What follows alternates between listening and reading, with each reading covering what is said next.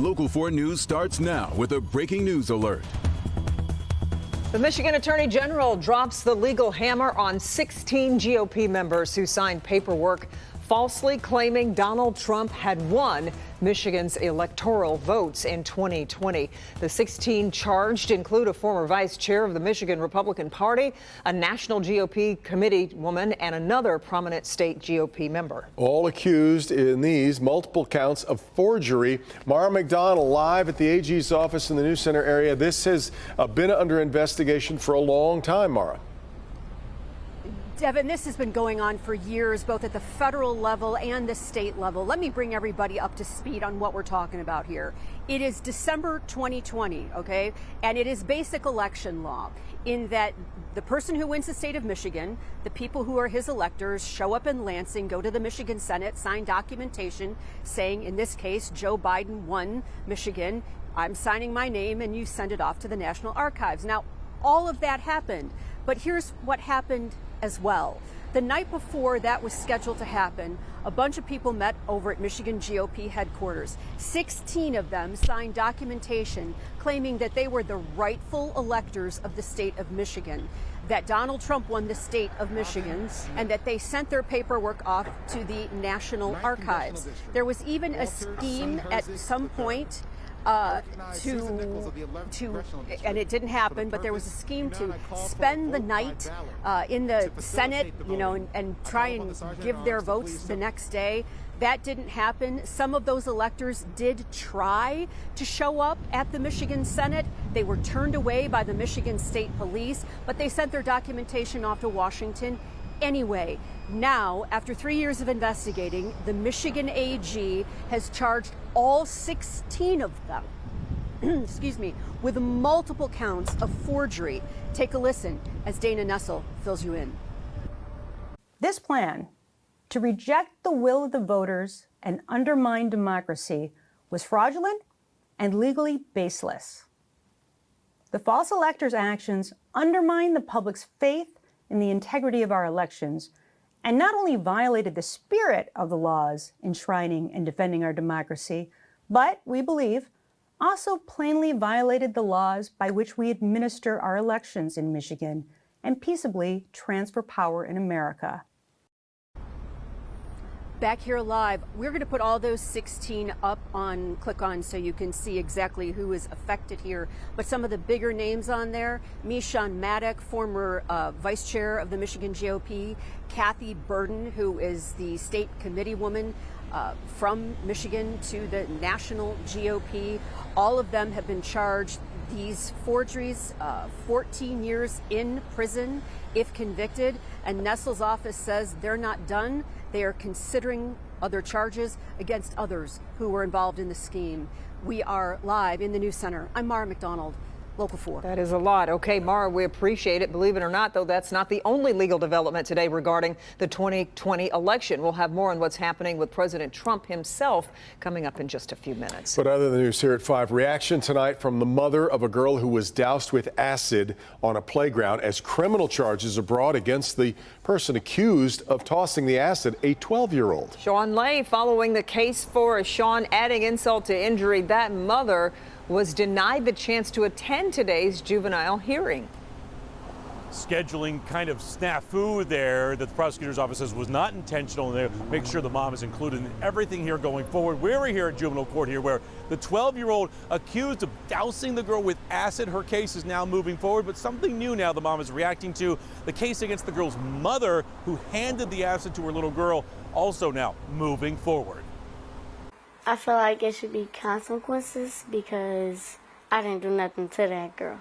It is going to scar her for life. It was a traumatizing event that took place, and she's going to remember this the rest of her life. That is 11-year-old De'Ara Summers and her mother, Dominique. The 11-year-old still recovering physically and emotionally from an acid attack. That's right, in this day and age, little De'Ara was attacked by an actual chemical weapon, liquid acid, that burned her all over her body, burned her skin right off. Incredibly painful, incredibly outrageous. A 12-year-old girl in juvenile court today charged with the acid attack. Kids playing at this school playground on Detroit's west side last week, kids arguing over something and fighting. The 12-year-old goes home, tells her mother, who puts the weapon in the little girl's hands, and that girl throws that acid on De'Ara. While Dominique looks after her burned baby, she wants to keep close tabs on what's happening in the court system with that 12-year-old. But today, a hearing set for 1:30 was moved to 11:30, and Mom was left out. Yeah, I like to be in the loop a little bit more than I am, for sure. They have my number, so I'm not sitting here checking emails. I'm busy with De'Ara, with my other kids. Somebody could have called and reached out to me, for sure. But if Mom gave acid to her daughter to use as a weapon, that mom should also be arrested and charged. If the mother is charged, I feel like she should get the maximum that she can possibly get for putting her daughter in this situation. Well, back here live, we are learning tonight that a warrant request on the mother to face charges here is being prepared, and she will likely be facing charges for allegedly providing that acid to her little girl. The girl, 12 years old, her case also moving forward in juvenile court. Live in Detroit tonight, Sean Lay, Local 4. Back to you. Okay, Sean, thank you. A judge has denied 2 requests put forward by the Oxford school shooter, Ethan Crumbley. One involves his life sentence, the other his attire at an upcoming hearing. Pam Osborne with the newest developments. Pamela. Well, Devin, this, of course, are results of opinions released by an Oakland County judge. Those opinions not in favor, as you mentioned, of what Ethan Crumbley's defense team had requested and hoped for. Ethan Crumbley's legal defense team had requested a judge take life without the possibility of parole off the table. Oakland County Circuit Court Judge Kwame Rowe denied that request and others. Judge Rowe also siding with the prosecution, which plans to have students and staff members testify at Crumbley's upcoming hearing. Crumbley's defense team had hoped to keep those eyewitnesses from testifying at what's being called the Miller hearing. At that hearing, the judge will decide if life without the possibility of parole is appropriate in this case. The judge also denied Crumbley's request to appear at that hearing in street clothes. He will have to wear his jail-issued clothing instead.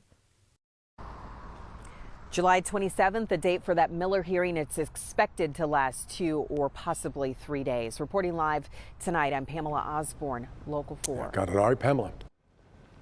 Former President Trump says he's been notified he's the target of an investigation surrounding the January 6th Capitol attack and efforts to overturn the 2020 election. This as the judge may set a trial date today in the case involving the former president's classified documents found at Mar-a-Lago. NBC's Alice Barr is on Capitol Hill with the details. Good evening. The legal troubles are piling on for former President Trump, but previous indictments seem to have only strengthened his support ahead of the 2024 election. Former President Trump's legal troubles back in the spotlight today after he revealed he'd been notified he is the target of a grand jury investigation into January 6th and efforts to reverse the results of the 2020 election.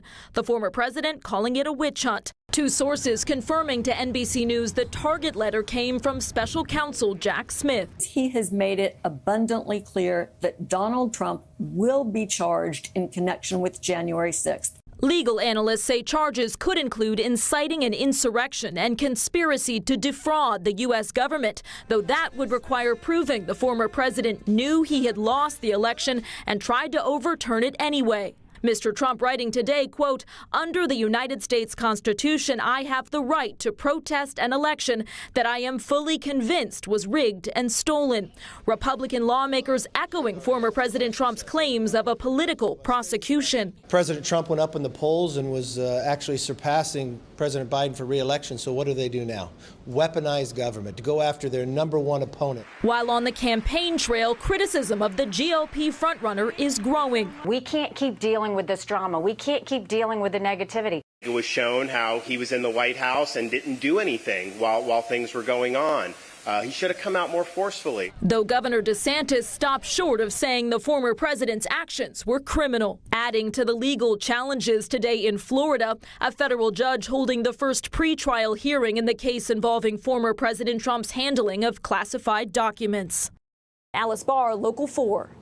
A separate indictment could be coming in the next few weeks out of Georgia surrounding efforts to overturn the 2020 election in that state. It was on a Thursday 10 years ago today that the city of Detroit filed for Chapter 9 municipal bankruptcy. It had taken on too much debt that it could not pay back.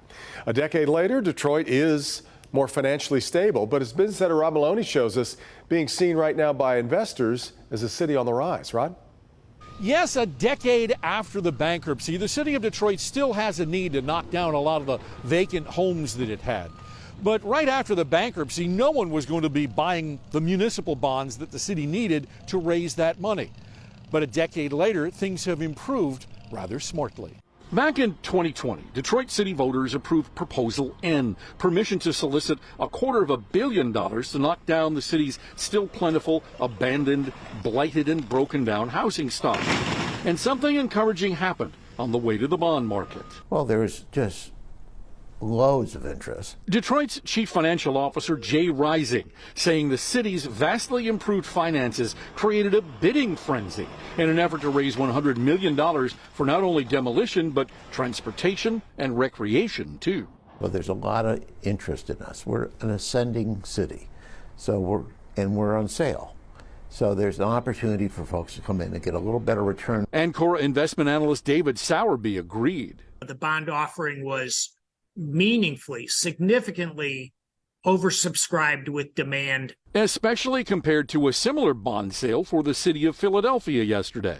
The demand for Detroit was stronger, hence the lower cost of borrowing and lower interest rate. And I think that ratifies Detroit moving in the right direction. It's a win-win, better return for investors and lower cost for the city. This has been 10 years of success. We're not done. The fact that these bonds were made, where $75 million is going into reduced blight, shows you we're not done. And we're committed to finishing the job. Now, the city isn't at investment grade just yet. It's just below that. But the ratings agencies believe that the city has a chance to improve on that, although they're staying kind of in the middle, knowing that because we're dependent on the auto industry, things could go south pretty quickly, too. But as things stand right now, they've got some money to do more of this. In Detroit, Rod Maloney, Local 4.